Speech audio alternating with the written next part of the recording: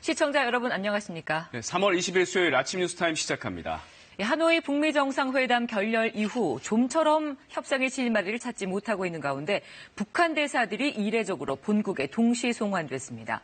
네, 중국과 러시아, 유엔 주재 북한 대사들이 어제 급히 귀국한 것으로 전해졌는데요. 향후 대미 전략을 가다듬기 위한 의도가 깔려있다는 분석이 나옵니다. 베이징 최영은 특파원입니다.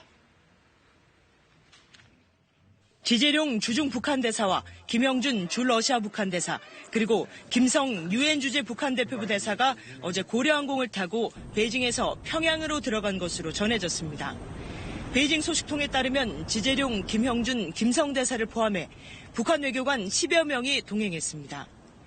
북미 간 비핵화 협상이 교착된 이후 핵심 관련국 주재 대사들이 동시에 귀국한 것은 매우 이례적인 일로 받아들여집니다.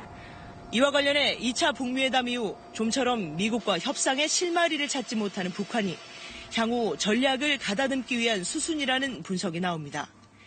일각에선 김정은 위원장의 중대 발표가 임박했다는 방쟁이라는 관측도 제기됩니다. 물론 이들의 평양행이 해마다 열리는 북한의 재외공관장 회의 때문이거나 다음 달 최고인민회의를 위한 것이란 분석도 있습니다.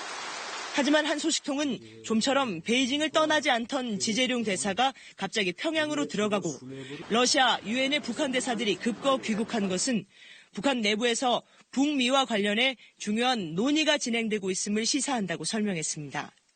미국이 대북 제재 고삐를 바짝 죄는 움직임 속에 육자회담의 당사국이기도 한 중국과 러시아는 그동안 북한의 단계적, 동시적 비핵화 주장을 지지해왔습니다. 최근에는 유엔 주재 김성 대사가 안토니오 구테르스 유엔 사무총장에게 편지를 보내 유엔의 대북 제재로 당초 오는 9월 북한에서 예정된 유엔 산하기구의 국제회의를 주최하지 못하게 됐다고 반발하며 제재의 전면 재검토를 촉구하기도 했습니다. 베이징에서 KBS 뉴스 최영은입니다.